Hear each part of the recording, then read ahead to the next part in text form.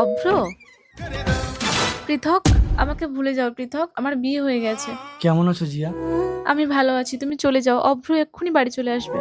তোমার মনে আছে জিয়া আমি তোমাকে কি কথা দিয়েছিলাম? হ্যাঁ, তার জন্য কি করতে হবে? তুমি আমার শরীরটা চাও তো? এসো। থাক, ওটা না হলে পরের জন্মেই হবে। জিয়া, অভ্র এসে গেছে, পৃথক লুকো।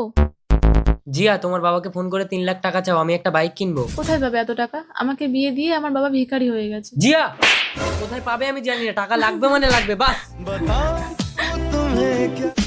জিয়া, তোমাকে ঠকিয়ে আমি কত সুখে আছি দেখে শান্তি পেয়েছো তো?